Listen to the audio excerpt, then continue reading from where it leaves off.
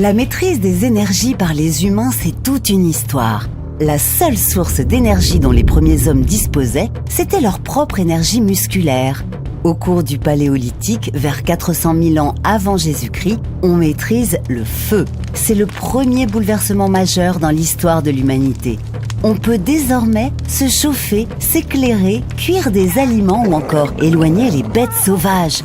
Plus tard, au Néolithique de 6000 à 3000 avant Jésus-Christ, les hommes commencent à cultiver la terre et domestiquer des animaux.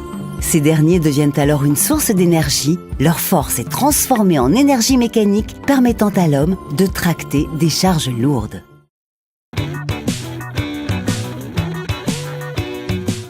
Vers 3000 avant Jésus-Christ, les humains apprivoisent une nouvelle source d'énergie, le vent. C'est l'apparition des premiers bateaux à voile et des expéditions maritimes.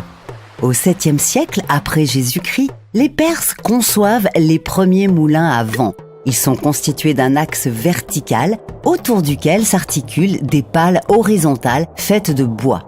En Iran, dans le village de Nashtifan, ces moulins à vent millénaires fonctionnent toujours. Ils sont utilisés pour moudre le grain ou puiser de l'eau. En Europe, les moulins à eau, apparus au 1er siècle après Jésus-Christ dans le monde romain, se sont plus largement répandus au Moyen-Âge entre le Xe et le XIIIe siècle. Ces moulins servent à moudre des grains, fouler des tissus ou encore tanner les peaux. Malgré l'apparition des moulins à vent et à eau, les sources d'énergie varient peu de l'Antiquité au XVIIe siècle. L'énergie mondiale consommée par l'humanité provient majoritairement du bois. Il permet de se chauffer, de s'éclairer ou encore de forger des métaux. C'est au XVIIIe siècle que viendra la rupture avec l'invention de la machine à vapeur.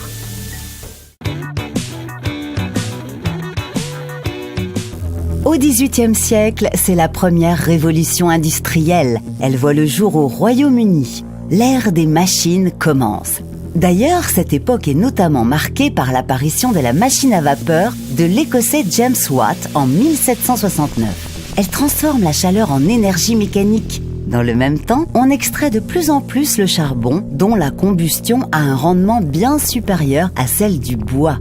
Le nombre de mines de charbon se multiplie rapidement. Le couple charbon-vapeur bouleverse la société. L'énergie est désormais disponible en plus grande quantité dans un même lieu. Il en découle des innovations en abondance, la locomotive et le bateau à vapeur, mais aussi de nouvelles machines-outils dans l'industrie textile et la sidérurgie notamment.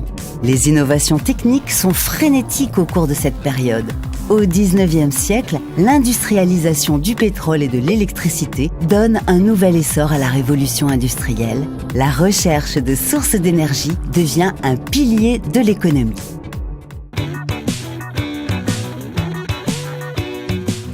La fin du XIXe siècle marque la ruée vers l'or noir et l'essor de l'électricité.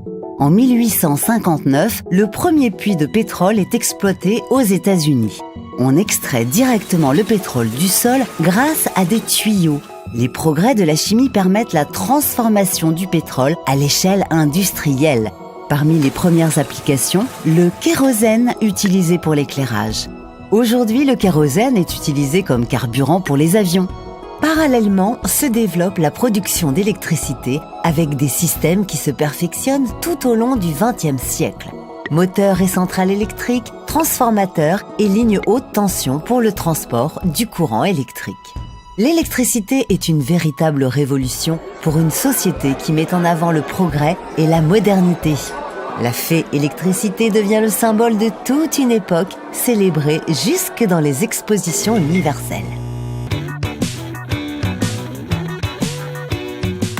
Le XXe siècle est celui de l'essor de l'énergie nucléaire. En 1938, 3 scientifiques allemands, Fritz Strassmann, Otto Hahn et Lise Meitner, montrent qu'en projetant un neutron, un composant du noyau des atomes sur un noyau d'uranium, il est possible de casser celui-ci en 2 noyaux plus petits. C'est la fission nucléaire. Lors de cette réaction, une grande quantité d'énergie est dissipée sous forme de chaleur. Cette découverte arrive à la veille de la Seconde Guerre mondiale, une période pendant laquelle les recherches sur l'énergie nucléaire vont se développer, notamment à travers le projet Manhattan. Ce projet mène à la construction des premiers réacteurs nucléaires au monde, permettant de fabriquer les premiers kilogrammes de plutonium, un atome radioactif utilisé pour la conception de la bombe atomique. Après la guerre, la fission nucléaire est mise au service de la production d'électricité. Dans les années 1960, l'énergie nucléaire entre dans une période d'industrialisation massive en Europe et aux États-Unis. Celle-ci est intensifiée avec le choc pétrolier de 1973. Depuis la révolution industrielle, la majorité des sources d'énergie exploitées sont fossiles. En 2015, elles représentaient encore 83% de la production totale d'énergie mondiale. Mais la diminution des sources d'énergie fossiles, les catastrophes environnementales liées à l'exploitation de ces ressources, le bouleversement du climat et la croissance exponentielle de la population humaine mondiale obligent à remettre en question les modes de production traditionnels. Place à la transition énergétique. Cette transition passe notamment par la réduction des énergies fossiles et le développement de sources d'énergie renouvelables. Énergie solaire, éolienne, géothermique, hydroélectrique, marémotrice, combustion de la biomasse, il existe beaucoup de façons de convertir les forces de la nature en électricité pour minimiser les effets sur l'environnement. Dans cette transition, l'énergie nucléaire occupe une place ambiguë, incontournable pour les uns, dangereuse pour les autres. Quoi qu'il en soit, l'exploitation des ressources fossiles n'est plus compatible avec les enjeux auxquels l'humanité doit faire face. L'énergie a une importance capitale pour l'avenir. C'est une question de société.